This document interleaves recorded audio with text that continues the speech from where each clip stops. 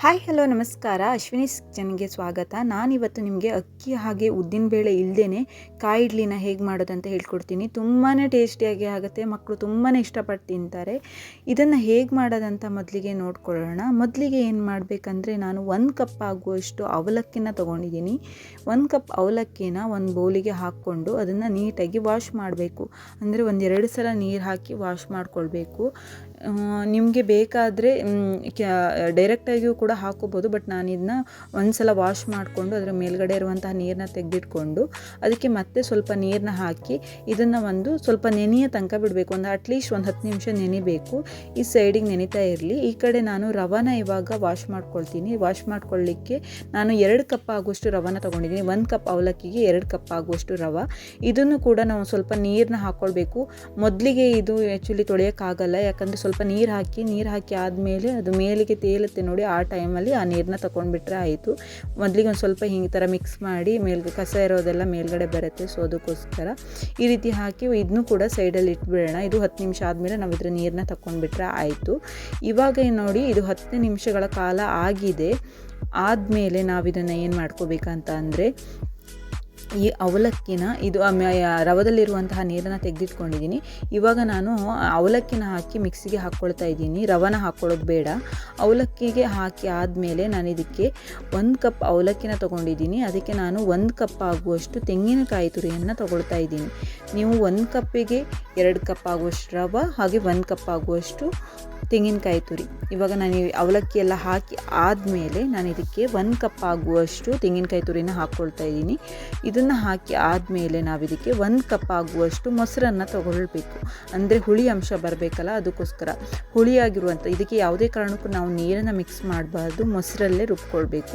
ಇವಾಗ ಇದಿಷ್ಟು ಹಾಕಿ ನಾನು ನೈಸಾಗಿ ರುಬ್ಕೊಂಡು ಬಂದಿದ್ದೀನಿ. ನೀವು ಇಡ್ಲಿ ಹದದಲ್ಲಿ ಯಾವ ರೀತಿಯಾಗಿರುತ್ತೆ ಅದೇ ರೀತಿಯಾಗಿ ನಾನು ರುಬ್ಕೊಂಡು ಬಂದಿದ್ದೀನಿ.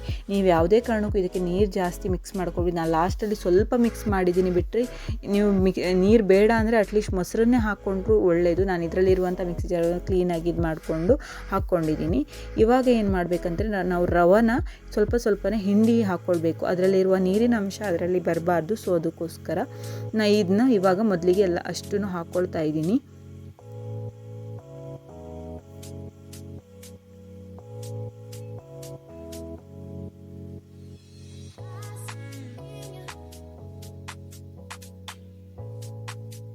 ಇವಾಗ ನೀವು ನೋಡ್ಬೋದು, ನಾನು ಅಷ್ಟು ಹಿಂಡಿ ಹಾಕ್ಕೊಳ್ತಾ ಇದ್ದೀನಿ. ಆ ಲಾಸ್ಟಲ್ಲಿ ಅದರ ನೀರಿನ ಅಂಶ ಉಳಿದಿದೆ ನೋಡಿ, ಅದನ್ನು ಬಿಸಾಕ್ಬಿಟ್ರೆ ಆಯಿತು. ಇದಕ್ಕೆ ಹಾಕ್ಕೊಳ್ಳೋದು ಬೇಡ. ಇವಾಗ ಇದನ್ನ ಹಾಕಿ ಆದಮೇಲೆ ರುಚಿಗೆ ತಕ್ಕಷ್ಟು ಉಪ್ಪನ್ನು ಹಾಕ್ಕೊಳ್ಬೇಕು. ನಿಮಗೆ ಹುಳಿ ಅಂಶ ಇನ್ನೂ ಜಾಸ್ತಿ ಬೇಕಂದರೆ ಸ್ವಲ್ಪ ಮೊಸರನ್ನೇ ಹಾಕ್ಕೊಳ್ಳಿ. ಇದಕ್ಕೆ ಬೇಕಿಂಗ್ ಸೋಡಾ ಆಯಿತು ಏನು ಹಾಕೋದು ಬೇಡ. ತುಂಬಾ ಚೆನ್ನಾಗಿ ಸಾಫ್ಟಾಗಿ ಬಂದುಬಿಡುತ್ತೆ. ದಿಢೀರಂತಲೇ ಮಾಡ್ಬೋದಾಗಿರುವಂತಹ ಕಾಯಿ ಇಡ್ಲಿ.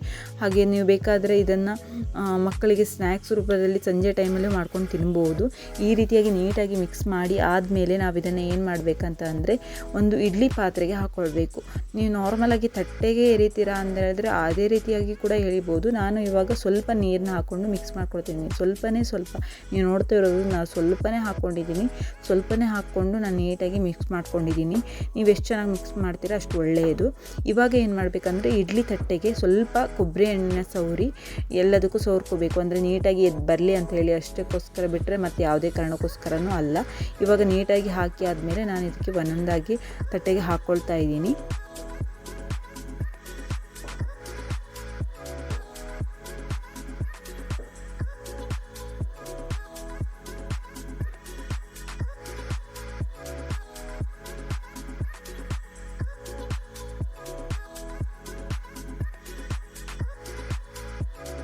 ನಾನು ಅದೇ ರೀತಿಯಾಗಿ ಎಲ್ಲ ತಟ್ಟೆಗಳಿಗೂ ಹಾಕ್ಕೊಳ್ತಾ ಇದ್ದೀನಿ. ಎಲ್ಲ ತಟ್ಟೆಗೂ ಹಾಕಿ ಆದಮೇಲೆ ನಾವೇನು ಮಾಡಬೇಕಂದ್ರೆ, ಇದು ನಾವು ಇಡ್ಲಿನ ಹೇಗೆ ಬೇಯಿಸ್ತೀವಿ ಅದೇ ರೀತಿಯಲ್ಲಿಯೇ ನಾವು ಇದನ್ನು ಶೆಕೆ ಬರೆಸಬೇಕು, ಅಂದರೆ ಬೇಯಿಸ್ಕೊಳ್ಬೇಕು. ನೀವು ನೋಡ್ತಾ ಇರ್ಬೋದು, ನಾನು ಈ ರೀತಿಯಾಗಿ ಇಟ್ಕೊಂಡು ಇದನ್ನು ಅಟ್ಲೀಸ್ಟ್ ಒಂದು 10 ನಿಮಿಷಗಳ ಕಾಲ ಬೇಯಿಸ್ಕೊಳ್ಬೇಕು. ನೀವು ನೋಡ್ತಾ ಇರ್ಬೋದು, ನಾನು 10 ನಿಮಿಷ ಆದಮೇಲೆ ಇದನ್ನು ಸ್ವಲ್ಪ ಚಾಕು ಹಾಕಿ ನೋಡ್ತಾ ಇದ್ದೀನಿ ಬೆಂದಿದೆಯಲ್ಲ ಅಂಥೇಳಿ. ನೀವು ನೋಡ್ಬೋದು ಅಂಟ್ಕೊಂಡಿಲ್ಲ. ಇವಾಗ ಬೆಂದಿದೆ ಅಂತ ಹೇಳಿ. ಇವಾಗ ನಾನು ಇದನ್ನು ತೆಗೆದು ಹಾಕಿದ್ದೀನಿ ನೋಡಿ. ನೀವು ನೋಡ್ತಾ ಇರ್ಬೋದು ಎಷ್ಟು ಚೆನ್ನಾಗಾಗಿದೆ ಅಂಥೇಳಿ. ಹಾಗೆ ನಿಮಗೆ ಈ ವಿಡಿಯೋ ಇಷ್ಟ ಆಗಿದೆ ಪ್ಲೀಸ್ ಒಂದು ಲೈಕ್ ಮಾಡಿ, ಹಾಗೆ ಶೇರ್ ಮಾಡಿ, ಹಾಗೆ ಸಬ್ಸ್ಕ್ರೈಬ್ ಮಾಡಿ. ನೀವು ನೋಡ್ತಾನೆ ಇರ್ಬೋದು ಎಷ್ಟು ಚೆನ್ನಾಗಾಗಿದೆ ಅಂತೇಳಿ. ತುಂಬಾ ಚೆನ್ನಾಗಾಗುತ್ತೆ, ತುಂಬ ಟೇಸ್ಟಿಯಾಗಿ ಬರುತ್ತೆ. ನೀವು ರಸಮ್ ಜೊತೆ ಆಯಿತು, ಯಾವುದ್ರ ಜೊತೆ ಬೇಕಾದರೂ ತಿನ್ಬೋದು. ತುಂಬಾ ಚೆನ್ನಾಗಿ ಟೇಸ್ಟಿಯಾಗಿರುತ್ತೆ.